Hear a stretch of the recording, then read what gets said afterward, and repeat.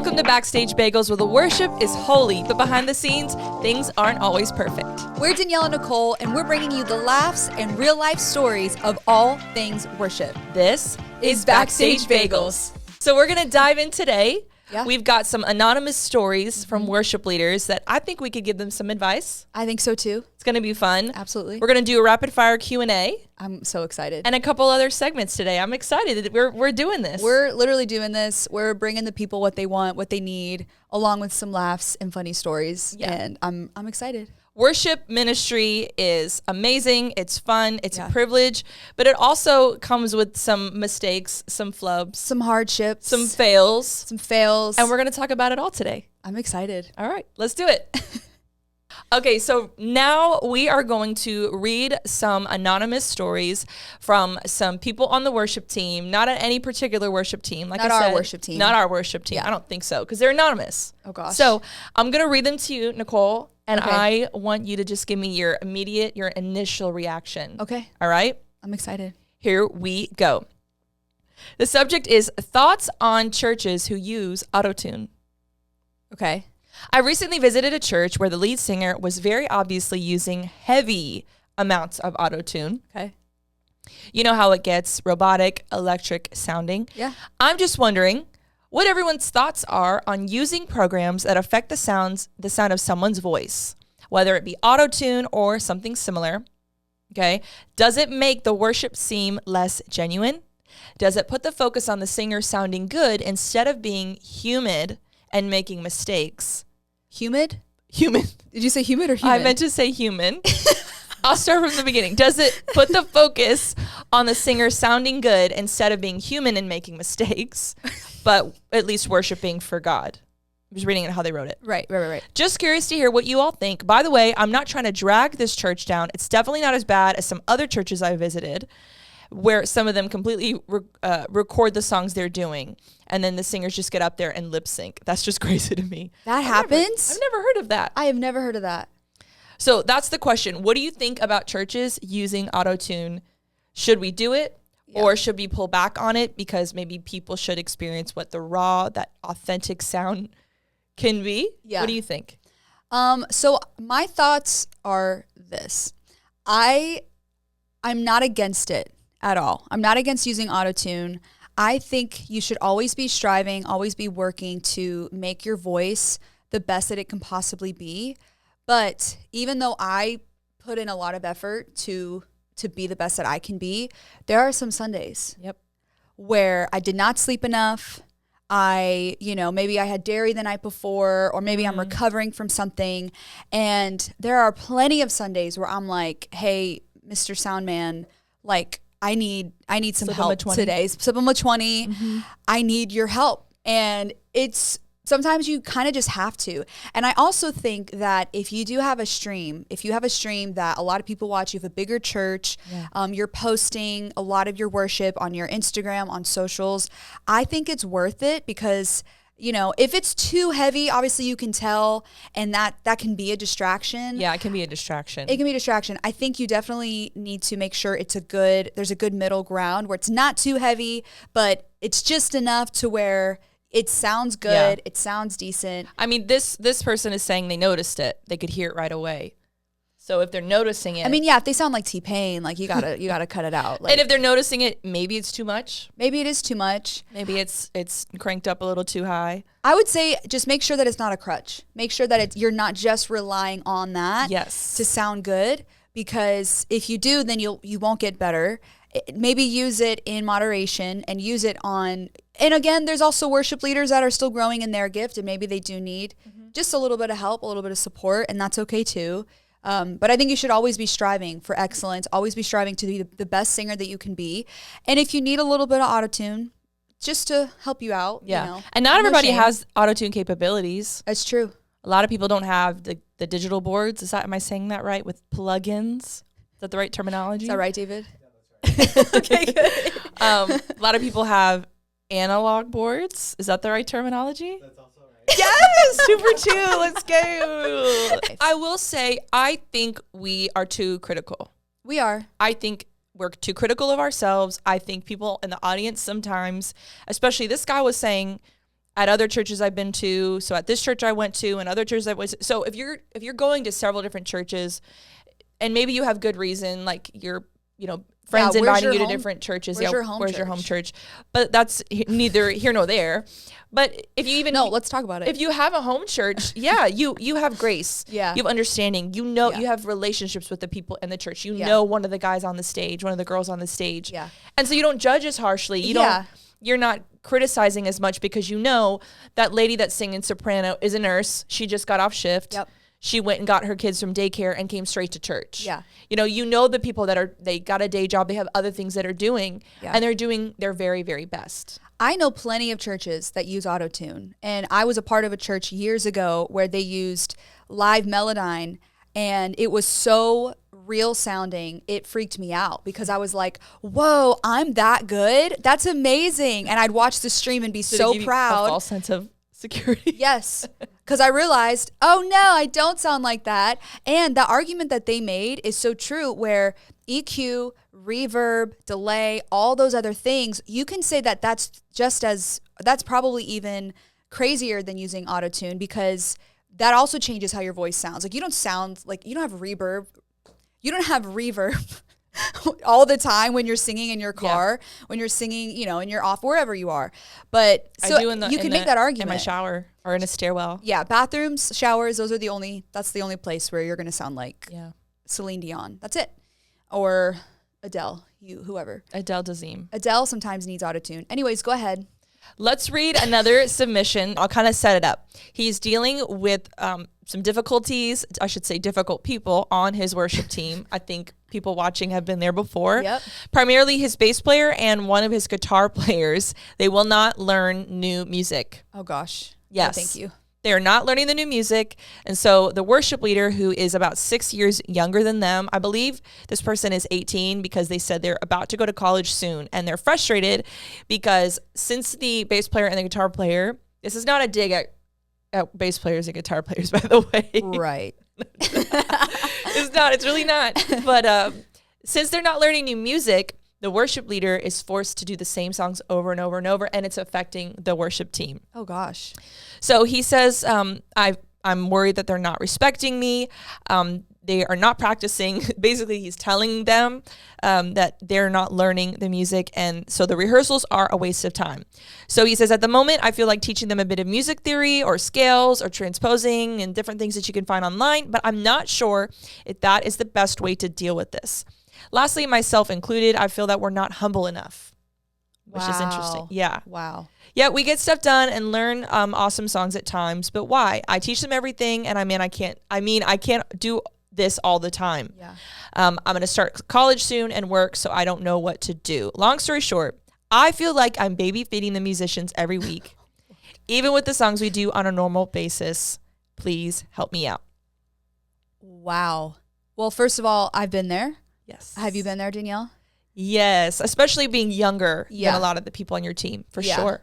Yeah, no, I mean, my first thought is if there are people on your team that are not learning and they're not respecting everyone else's time, then you should probably sit them down for a season. Definitely address it. And maybe just use stems, use Why not? multi-tracks. Why not? If you're not learning the music, you're literally wasting everyone's time and you're showing that you don't care. And I know that sounds harsh, but at the end of the day, like, hey, we need to know where your heart's at. But I mean, what do you think? Well, you wouldn't accept that on any other team in your ministry, would you? Yeah. You said like, hey, to the kids team, we need to learn this new protocol, or we need to learn this new, curriculum for some of our classes.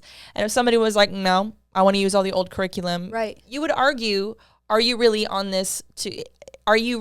this for the team and for the growth of our church, or are you in this for yourself? Right. And I think humility is such a huge factor because you do have to, you lay down your preference, you lay down what you want to do when you decide to serve, when you decide to be on a team.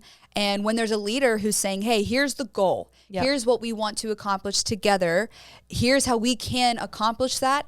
And if it just means we learn the songs, that is kind of easy. Learn the songs, have a good heart. And I think when you're not learning the songs, it's showing where your heart is at. Yeah, you just said the key word is team. Yeah. We're here to talk about worship teams and worship leading. Yeah. it's really not all about you. Like Yeah. you're bettering yourself, but you're bettering yourself so that you can grow your skills so that you could be a better benefit to the rest of the team. Yeah. And sometimes it does mean that you do advance in some of your skills Yeah. quicker than other team members. Yeah. And that can be That's a challenge. strain. Yeah, that's really hard. I mean, that's happened to us too because we've done music our whole lives, done ministry our whole lives. We might not be the best in the world, but we are always aiming to be the best, and we want to pull that out of people. And unfortunately, there are people who are not willing to go the distance, and they're not willing to be challenged. I mean, that's something we've seen totally. before. I remember in my youth ministry era, like when I was on the youth worship team, when somebody, I think it was the bass player at the time, was trying to teach me circle of fifths and how to use my capo on my guitar. I remember those days. And I was like, it was like he was speaking a completely different language to me.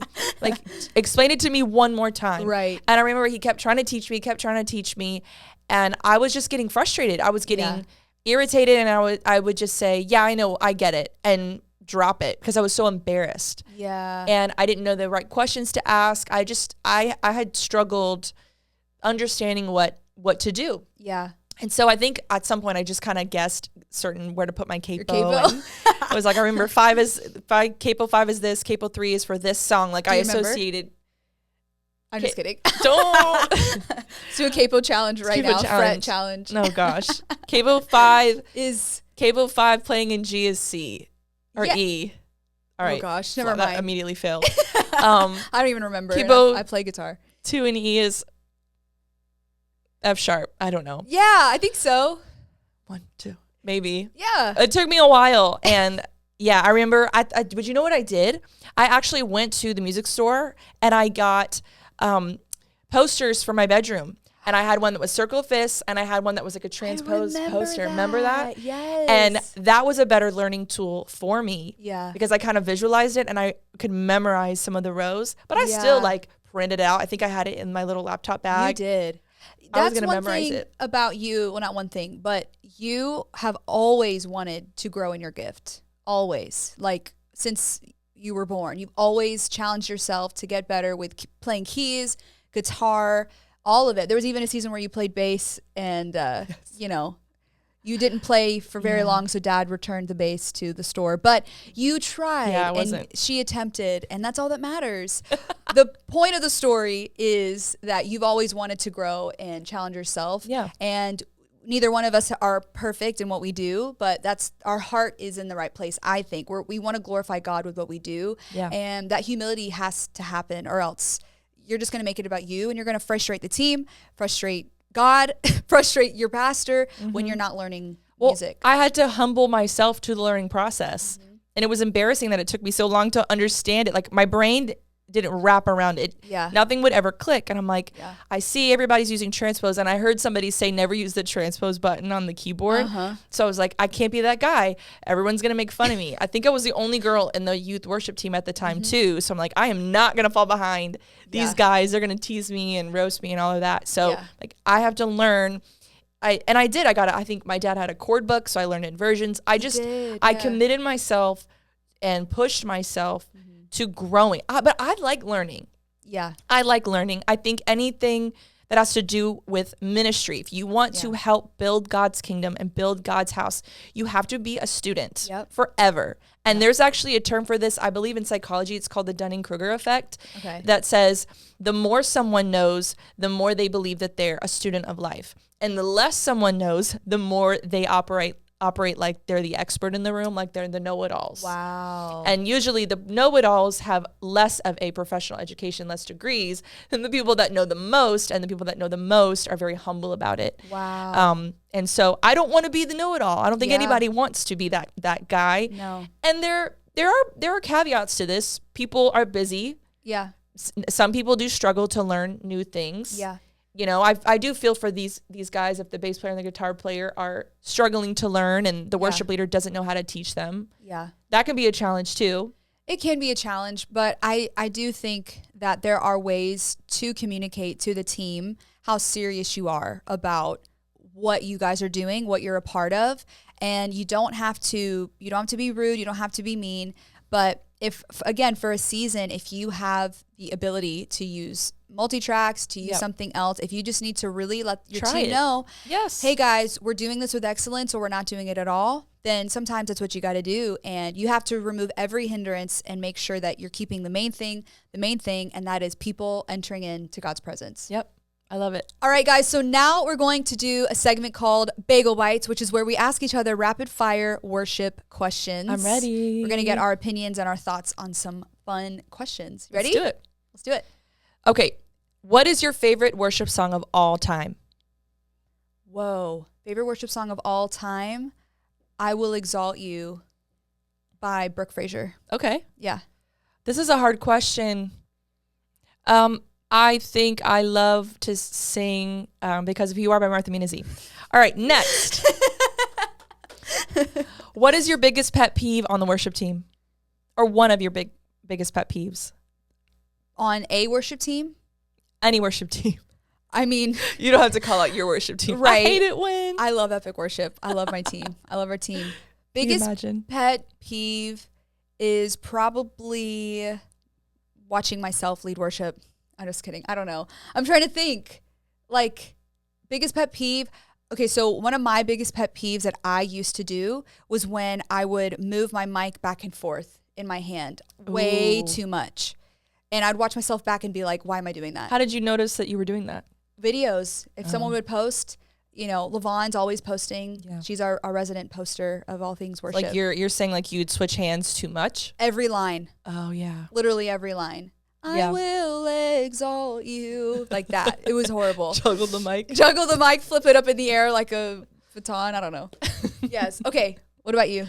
I think my pet peeve, probably being unprepared or just being apathetic in general.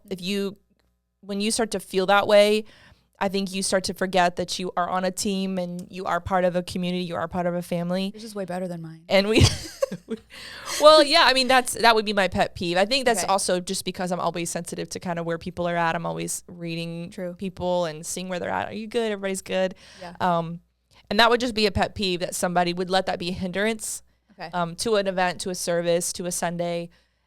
Yeah, because you're going out of your way to be on the worship team. Why hold back? That's so true. Don't do it half-hearted. Yeah.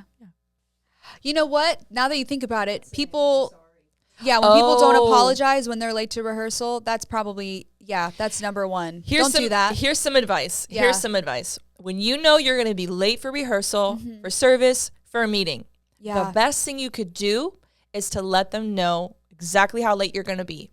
If it's 10 minutes, if it's half an hour, if it's an hour.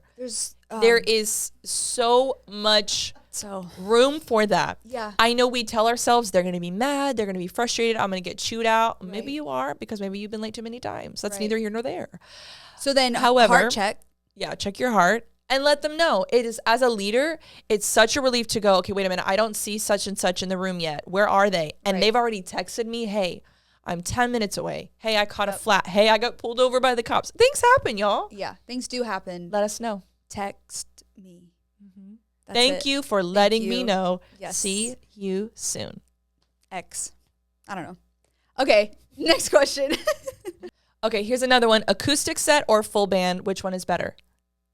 Full band, unless you don't have a full band and then you have to play an acoustic set. Then that's it. That's your option. That makes sense. What about you? I love acoustic worship. Like either just an upright piano or a guitar or both. That's how we started. Remember we used to have an acoustic bass? We had an acoustic bass. Yes. It was like dark blue or dark purple. And when our church was meeting in our house, my dad would play it or my brother would play it, and it was an acoustic bass. And we would like amp it up and turn it up, and I'm like, isn't this the same thing as an electric bass? Anyways, it was really fun, and we had an acoustic set. Yeah. And those worship moments were powerful. They were powerful. 15-year-old me. Yeah. Nate was on drums. It really didn't make a huge difference. I mean, there's obviously a technical difference of number of people and instruments and things like that.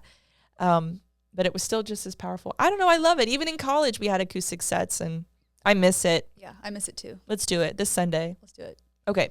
Here's another one. If you are leading a worship set of only using hymns, okay? Think about it. What hymns would you sing? Oh gosh. This is a hard one. This is a really hard one. Because the song I want to say, I don't know if it's a hymn. What is it? Say it. I love something about the name. Which There's one? There's just something about that name. Jesus. Yeah, that may not be an official hymn yet. Is it? Jesus. That's my answer. I'm not changing There's it. something about that name. Master. You don't know it? Savior. Jesus. Like the fragrance after the rain. Okay. That's my favorite one. That's my answer. Is that a hymn? Not really. I knew it. It should be. Is it because it's not old enough to be a hymn? 20 more years, it'll be a hymn. Lock it in. All right. Probably 50. Oh, okay. What's yours? Great is thy faithfulness. What's the most overplayed worship song right now? Praise. What? Praise. How does it go? Which one? Praise the Lord. Hot take. Oh, my soul. Oh, no. I love it. It's overplayed. I love it. It's overplayed. I could see how you feel. I love it. It's overplayed. I could see how you feel. Yeah. What's yours? Ooh. I don't want to hot take. I don't want to do a hot take. I feel bad. Do a hot take? Do a hot take. Oh no. I speak the name of Jesus. That one. Whoa. It's just, I know. And I love the name of Jesus. It's everywhere. It follows me. It follows me into Hobby Lobby. I love it. Right. But right now, it's overplayed. Yeah. I'm sorry. No, I hear you. I'm sorry. We love it. We love it all. Here's another one. What's the weirdest thing you've ever seen in a church green room? Do you want me to go first? Yeah. An elephant's head. Yeah. Yeah. That's real. I'll never forget it. That's real. On the wall. On the wall. This is I was like, what was that? I was 14. Changed my life. For the worst. That It was wasn't the horrible. only animal up there. No. Lots of animals. Didn't like it. Lots of game. Weird green room. I would have to say swords. Were they next to the elephant's head? No, this is not a even the different same green place. There might have been swords there. Yeah. I was fixated on the elephant. Yeah. But I have many a memory Yeah. of being in many a green room with swords, with carved and scripted scripture verses, you know, Sword of the double-edged Spirit. sword and different things like that. What is that, pastors? Somebody write in the comments. What's that? Who gave you that? You know, I What get store is that? Is that Amazon? Right. I understand it. Is it like a pastor online web symbols. store? But at the same time, I'm just kind of over it. How can I get one? That's what I want to know. How can I get a sword? What do I need to be ordained into to get my own sword? You want one? I have the sword of the Spirit. I want a the sword? Now I want a sword of the sword. I'll get you a sword. I would love that. Yeah. Put my name on it. Put a some little purple swords. ribbon for Pink royalty. sword, blue sword. But yeah, that's the weirdest thing I've ever seen in a green room is a bunch of swords. Yeah. I'm about it.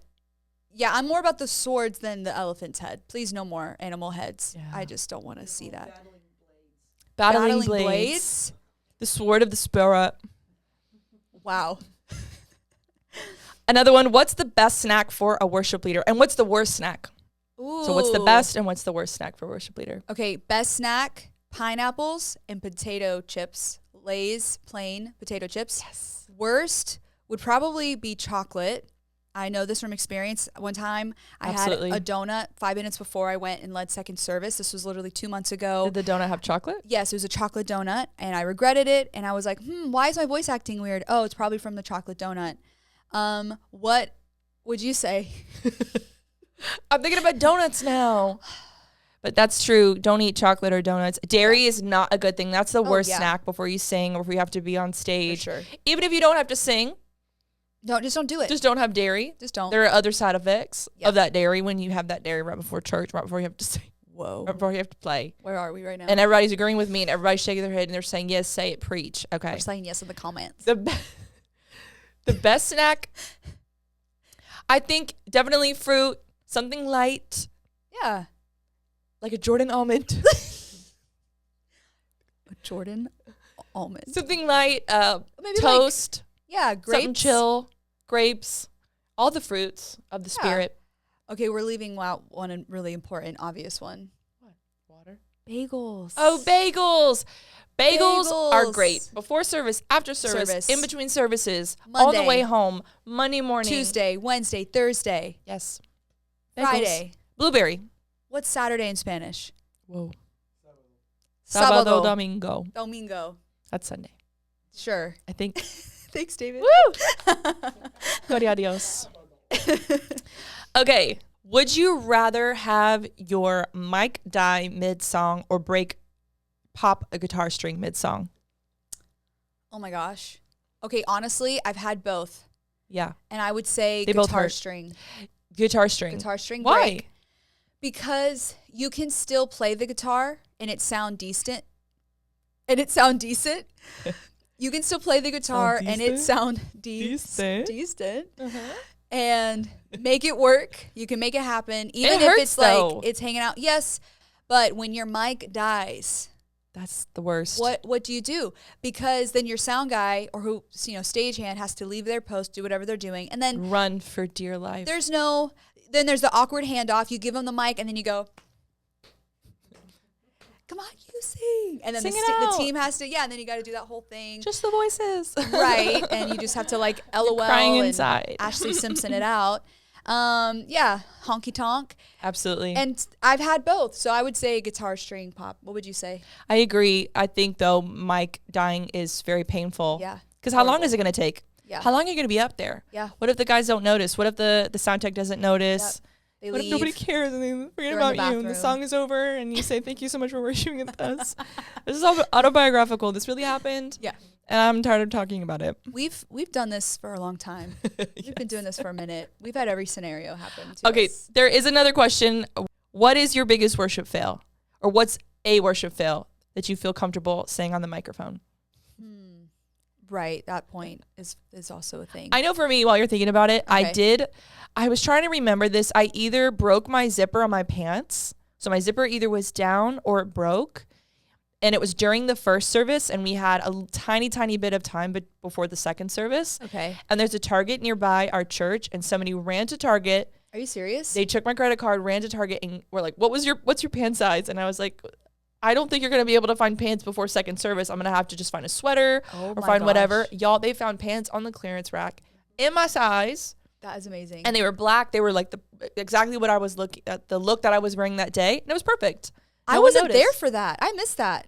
I was in college. You might have been in college. I think I was in school. I either busted the zipper or I like ripped him down the back, SpongeBob style. I don't remember though, but it was something very embarrassing. And I was like, and it all worked out by second service. I'm honestly very happy that it worked out because that's terrible. If we're talking wardrobe malfunction fail, is that kind of what we're talking about? Sure. One story comes to mind, and it was when I was getting way too excited, jumping on stage in my chunky heels that I got from Target, my sandals, and was jumping around, and my ankle gave out. And when it gave out, 2 or 3 of my toes came out of the top of my sandal. So they were just like, they were out. So like my whole foot was like, oh my God, like this, it was terrible. It hurt so bad. Ouch. So the rest of the song, I had to lead it with like 2 toes like hanging out on the top of my Your toes wanted to shoe. worship. They wanted to worship, and maybe they were like leading me down to like the altar for like let's go to the call. altar. They were like Responding to the they altar. were responding. They were like, can you go with me? I want to go down. You want to go? I want to go down. Will you go with go me for prayer? for prayer, please? I don't want to go by myself. They were leading me down. They were saying they were responding. That's in, a lot. in worship. And I'm obsessed. That's actually crazy. Oh That's my gosh. crazy. But it hurt so bad. That sounds really painful. Think about it. Your toes are separated from the rest. We don't have to keep talking about this. No, please do. Well, has it ever No. happened to you? Not for my, no. I mean, I just told you I ripped my pants. Okay, that's probably worse. I don't think know that's what- worse. Yeah, that's definitely worse. The toes are pretty bad. That sounds really painful. I've worn Yeah. really painful shoes on stage. I've Yeah. talked about this. No more uncomfortable shoes on stage. I used to think I had to be so tall on stage leading worship because True. I am so short. You are. Short people, I Shout love out. you guys. Shout out. But I don't care anymore. I literally can't do it. It's not worth No. it. It's not worth If it. you're in pain, get that out of here. I'm short. Yeah. These are the facts. Nothing I can God do. made me this way. We're platform sneakers. It is what it is. Yeah. We're not falling over each other to the glory of God. We're not doing that. Ain't no more stilettos, please. No, thank you. Here's another one. If you could sing any non-worship song during your Sunday set list, what would it be? Oh my gosh. Non-worship song? On a Sunday set list. Probably like Ain't It Fun by Paramore or something like that. Ain't it fun? You would say that. Living in the real world. Because it's But true. how would you sing it for Sunday? Ain't it fun? Living for my Savior. Okay. Da-da-da-da-da-da. Ain't it fun? Ain't it fun? Living for the Lord. Oh. Ain't it good to be with the Lord? Ain't it good you can count on him, yeah. Ain't it good to love Jesus Christ? Ain't it fun that you can count on him, yeah. Ain't it fun? Count on him, yeah. It's crazy. That's the That's the truth that I believe that you mean that. I 100% mean that, and we're What gonna do a about cover. like a Kanye song? Y'all, we're still praying for him. I'm still praying for Lord him. help us. Lord help But him. some Kanye. Yeah. Or Jesus is King era. I was going to say Jesus Walks. Right. Because it's true. He walks with us. Jesus Walks with me. Yeah. Okay. Or maybe some Stevie Wonder, like just completely not Christian at all. Maybe some Stevie Wonder. I just feel like that needs to happen at some point. Isn't he lovely? Isn't he wonderful? Sorry. Worshiping Jesus. Ooh. Giving my praise to the Lord. Whoa. Yeah. Oh, when I think of all he's done, and yet still the best is yet to come. I don't know. I'm just thinking about this. And Is it's this happening? It's like coming really easily to me. We're here, and we're here for it. I love it. I'm living for it. Yeah. Okay, what about a lyric flub? Have you been leading worship and you sang the words wrong Yes. and you had a lyric flub that you had to recover from? Yes. What's that Cody Carnes song? Run to the Father, I fall into grace, done with the hiding. What's the bridge? My heart has been in your side long before time began. I've got this rush deep in my chest. Your spirit is calling out. Oh, running From life. So running from life to death Oh, yeah, you sang that. instead of running to life from death. Yes. We sang that song twice and never again. Yeah. I love it. Can't do it. I remember one time I sang on a recording or a TV recording. It was a TV taping. And the person that was putting on the whole program asked me to lead one of the worship songs. And it was a song that I had never learned. I'd never led it. And I've never even heard the song before.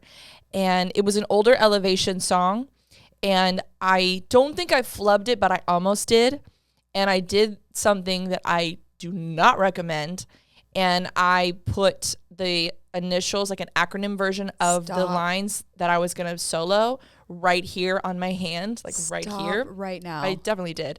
So like I sang and I pulled my mic up really high when it was time for my, so I was like, right here. It's like right here. I'm not kidding. Crazy.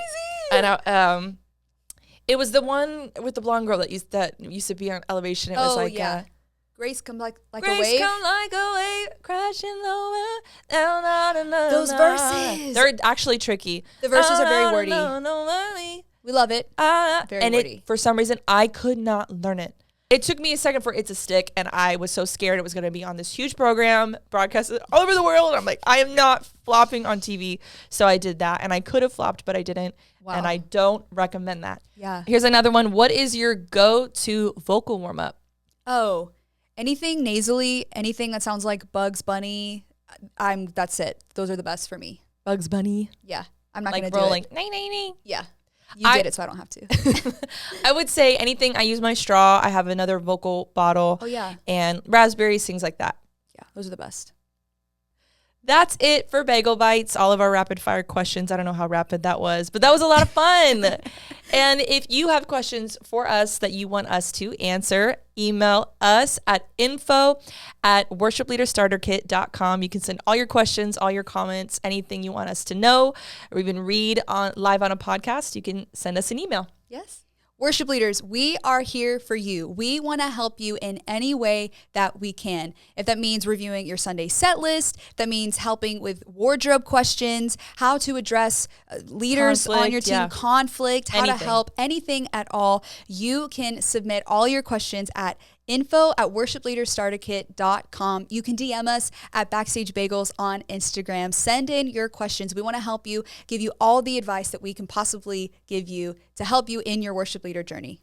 That's it for today's episode of Backstage Bagels. Don't forget, subscribe to our YouTube, follow us on Instagram. Wherever you're watching this episode, leave us a comment. Yes. If you're listening on as a podcast, give us a rating. All of these things help us so much. Y'all know the algorithm is crazy. Help us beat the algorithm. Yes, please. But thank you so much for your support, for all the likes and the shares and the follows. We cannot wait to see you on the next one. Bye. Bye.